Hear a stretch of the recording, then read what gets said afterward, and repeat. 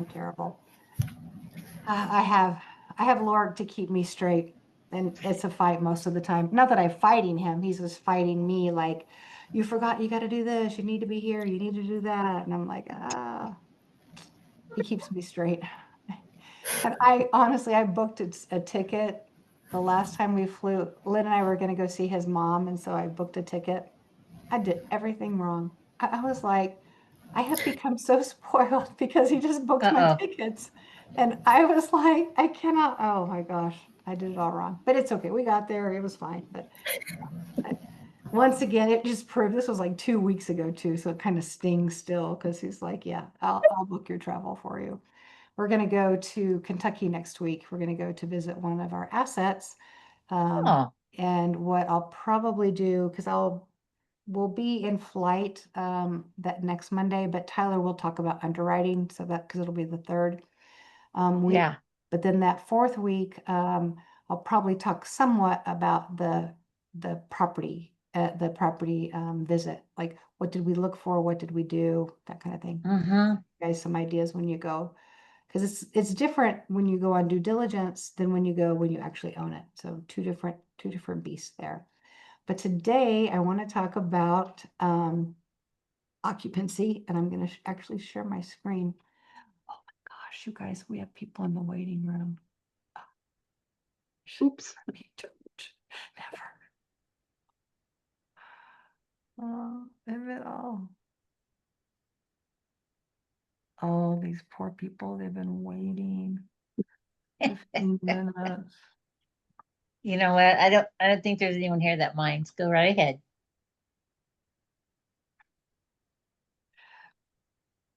I just happened to be moving like a little screen so I could see what I needed to see. And that's when I realized I am so sorry, guys. I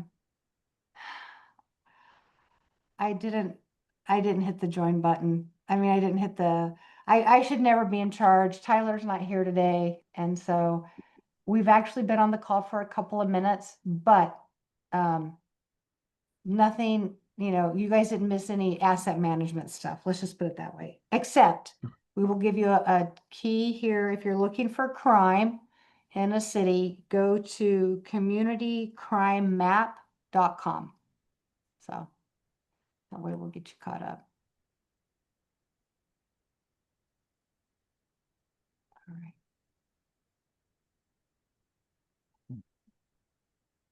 Okay, so I am going to share my screen. Today, we're going to talk about a KPI today. I have 10 of them. And so what we're going to do is it'll take us a little while, but we're going to talk about them and why they're important, what they mean, how to calculate it. Let's see. Okay. Make sure there's no one else in the waiting room. Man, I feel bad about that. Okay. Kayla might be. Is she coming on, Mitch? It says iPhone, so she's here. She's on. Oh, okay. I don't Hi, know. I'm here. I can hear. Okay. Heading home Good. and then I'll get my video up. Thank you. Okay. No worries. Okay, so can you guys all see where it says occupancy rate? Yeah. So this is a KPI that we're going to talk about, and a couple of reasons if you want to take some notes.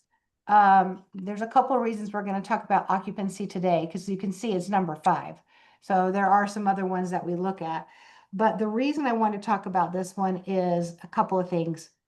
There are ebbs and flows in movement in the apartment world, meaning there's a season when people are moving in, there's a season when people move, and bless you. Bless you.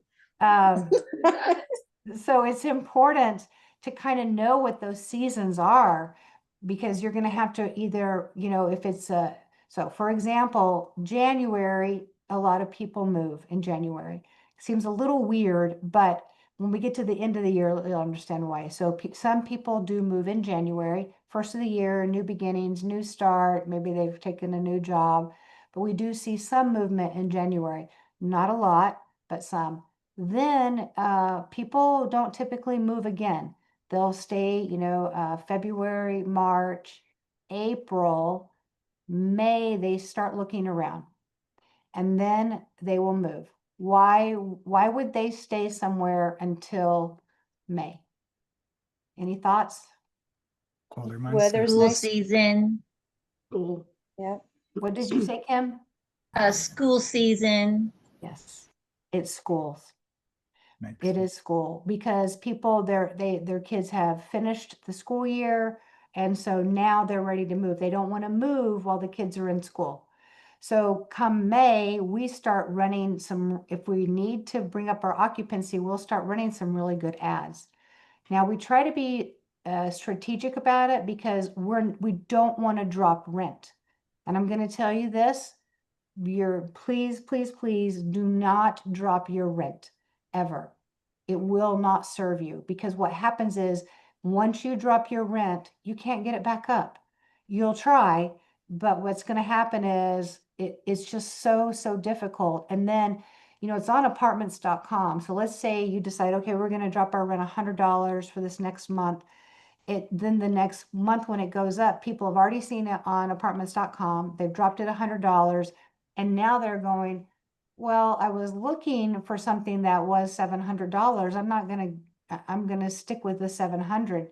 And so people they will go somewhere else. Because if they could afford to live somewhere that was $100 more, they would. Because as we all know, as the higher rent is, the more amenities you have, the more services you have. And so if they're paying a really low rent, they're really not expecting a whole lot, but they're really not getting a whole lot either. So that's why we try really hard to buy Class B properties. That's going to allow us to give services, to give amenities, to do community events, because that warrants a higher rent. But once you lower it, then you get a reputation. And I'm telling you, PMs, on sites talk to each other. They all talk to their competition. Everybody knows what everybody's doing. And so it's just not a good idea to ever drop your rent. So what would you do for your occupancy? So there's different things. You can run a special. You can say, for example, you can give them a concession for like 1 month, $150 off 1 month rent, your first month's rent. What we'll do also is at the first of the month, we pretty much stay with whatever the rent is, and we'll do an incentive. For example, we'll do fill my fridge. So basically, Oh, we'll tell them to go, whether they choose like Target or Walmart or something that's close by them. We'll know that beforehand from the onsite. They'll tell us, oh, there's a Walmart, 3 blocks away. So we'll say, okay, we want you to go online, and they're going to fill out online what they want for $150. And then we will have it delivered to the apartment, and we'll actually put it in the apartment so that the day they move in, they've already got milk in their fridge, orange juice in their fridge. We make sure, this is a little tip, we make sure that toilet paper is in every bathroom before they ever move in. And okay, this is just me, and you guys are just going to know I'm quirky. But I have the on-sites buy the individually wrapped toilet paper in the big brown box. Okay, we're not talking, don't go to Walmart and buy Angel Soft in the 12 pack. Okay, I have them spend, $100 and something and get a big brown box of individually wrapped toilet paper. Anybody have an idea why I do that? mm-mm. No, you just think I'm crazy. No, I think it's something to do with being sanitary or something, but I don't really know. Okay, well, here's what it is. Okay, because they're moving into an apartment, right? That's either been renovated or it has been turned. So painters have been in there, carpet cleaners have Oh, been in there, plumbers. And we just don't want the residents to think, if there's a roll on there, we don't want the residents to think, oh my gosh, the plumbers have been using the toilet, or the maintenance has been here using the toilet. So we don't even put it on the little bar. We just sit it on top of it, all wrapped. It's still wrapped up. And that Nice. way they know it's toilet paper no one's touched. I like that. That's a great. Oh, It's a great idea. it Yeah. is a great idea. you guys. It's crazy, but I just It's think, quirky. I don't know, I'm kind of quirky about stuff like that. And I want it to be that way. And so that's how we do it. So I always have toilet paper in there, and then they could do a fill my fridge. But then as it gets lower in the month, the amount of rent that's due becomes less, because let's say for easy math, rent's 400 a month. And so we're in the middle of the month now. So rent, if you collected it, would only be 200, right? So then we might say something like, move-in special, $199. So they would just pay the 199 and move in.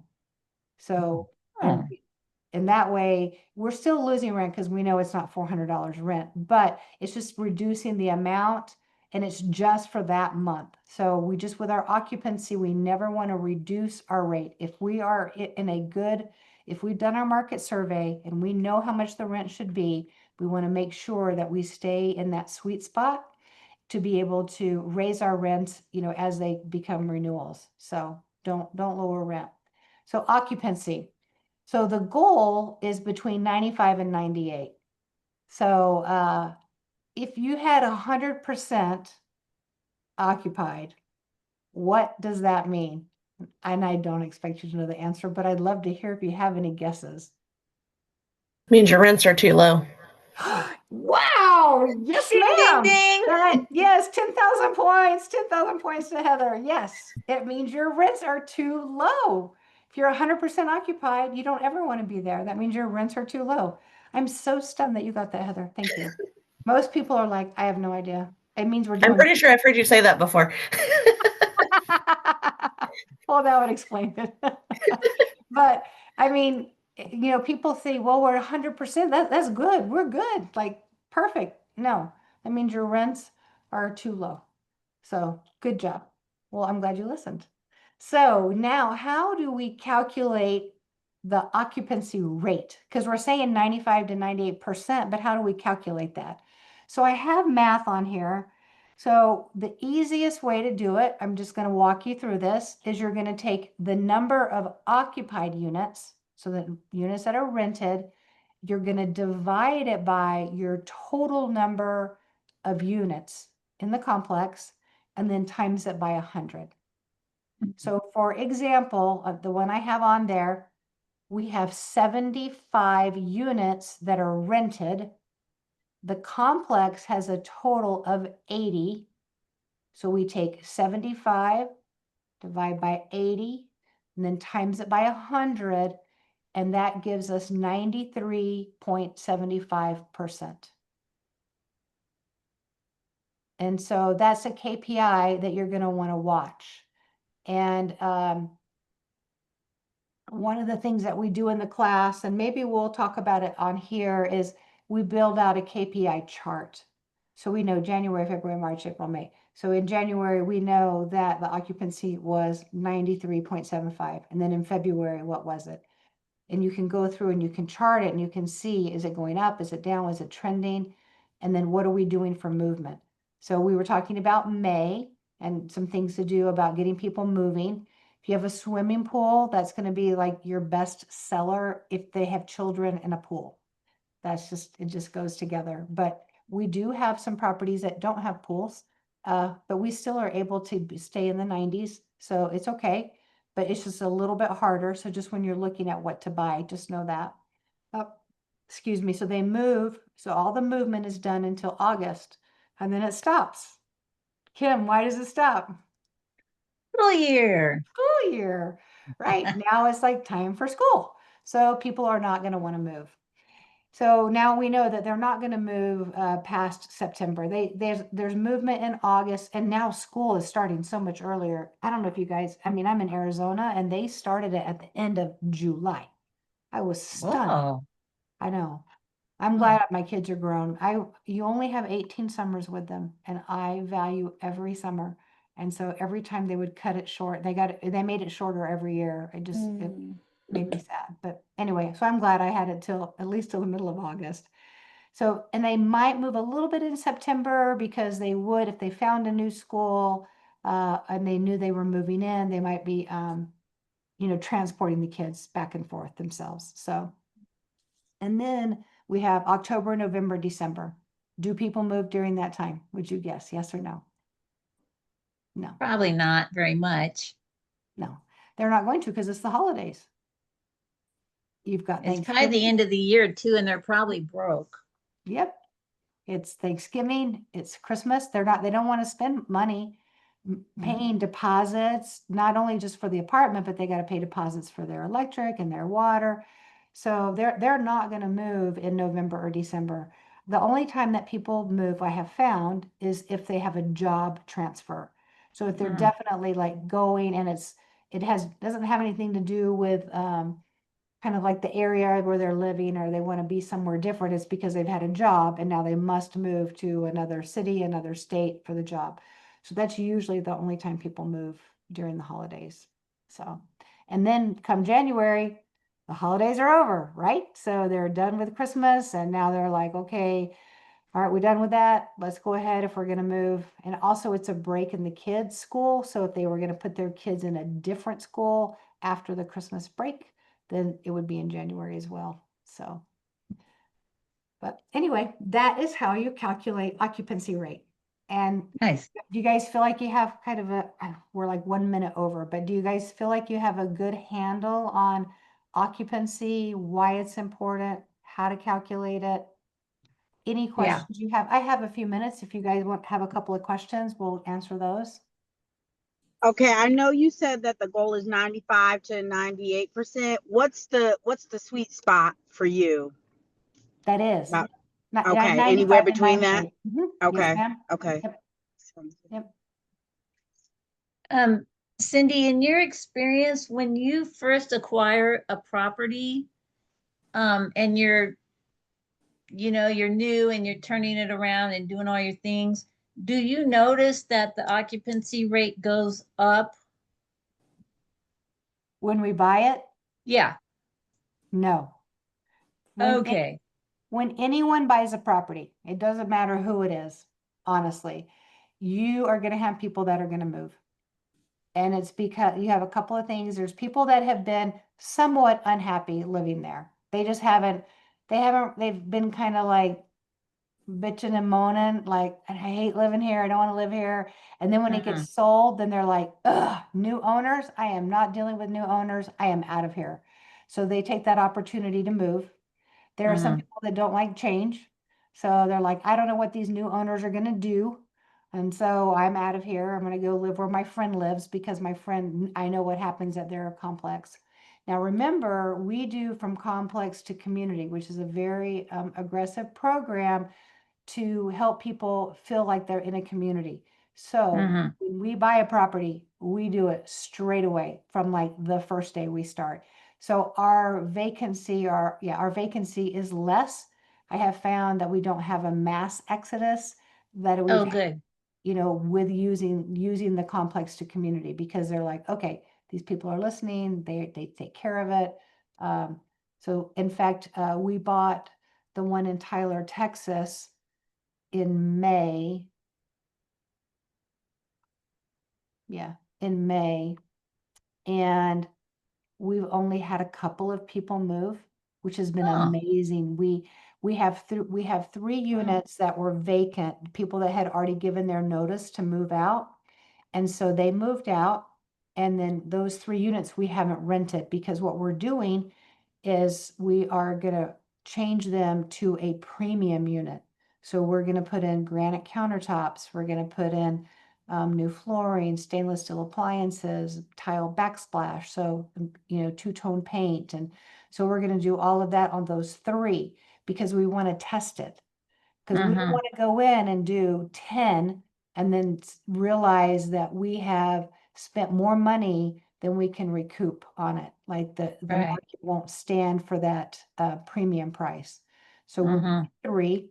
So we know that we're never going to be 100% at that property until we get those 3 done. That takes a while because you have to meet with the contractors. You have to, decide. First, you have to decide what is it? What is a premium unit? What does that look like? And then we work to get bids to figure out, how much is it going to be? So we're within our budget. Because we did do a budget of rehab when we were doing the underwriting. Because, you do underwriting and you say, we're gonna renovate a third of the property and you have like $9,000 or something. So you want to make sure that you can stay within your budget that you have of your underwriting. Mhm. And then, but with this particular property, we have those three that have stayed, and then otherwise we'll have like one that has moved out and then she'll rent it. I mean, it's so crazy. I've never had a property. Yeah. So we've stayed really, Laura, do you know what the percentage is at Oxford? We've been over, I think it's 94, 93%, something Yeah. like that. We've been running 94, 93%. But Hmm. it's because we have 3 units that we have chosen to upgrade. So, Yeah. but that's part of Nice. that's part of the strategy, you know, of being able to increase that rent. Because even if we sit on it for a couple of months getting it done, then we're going to pay, and the premium we're going to do is 300. So, I mean, it's not like we're raising it $50. So it's Right. 300.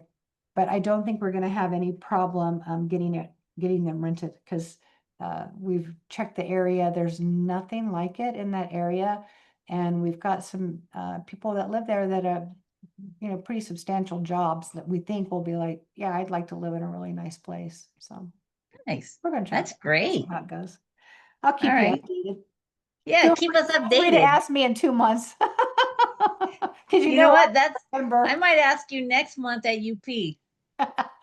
Yes, we will be at UP next month. Actually, everyone will be there. Mama, daddy, and 2 sons. So you'll get to Oh, meet nice. the whole, what is it, the whole fam dam or whole damn fam, whatever. I don't remember, but we'll all be there. What is it?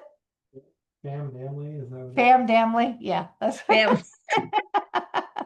Family. The question funny. is, do you all make it back home Oh, yes.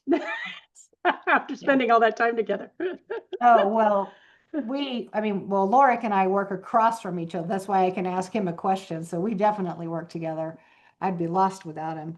And then Tyler, he lives in Utah, but he does the underwriting. So I don't have to like interact with him on a daily basis where Lorik is in charge of operations. So he makes sure all the business is running and doing. And then he just tells me where to be and what I need to do when I get there. So. Nice. Love it. All right. Well, you guys have a great day. So now you have an occupancy rate. Next month, we'll do another one and kind of dive into it. Make sure you understand where the numbers come from. That was probably the craziest thing for me is, I don't know why my camera is being so crazy, but you know, people talk about the percentage and I mean, I am a math person somewhat, but I'm like, okay, give me the context. Like, how are you creating this and what's the formula and why does it matter? So, you know, hopefully all that's Yeah. helpful. And we'll see you We guys. sure appreciate your time, Cindy. Oh, it's my pleasure. I look Thank forward to you. Mondays, so it's good. Yeah. All right. Bye, guys. All right. Bye. Bye. See you next week. I'll be here. Okay. No, I won't be here. See, I already lied. Oh. It'll be Tyler because I'll be flying, but it'll be underwriting. Yeah. Tyler. All right. All righty. All Bye. right. Take care. Have a good trip. Thanks. Bye.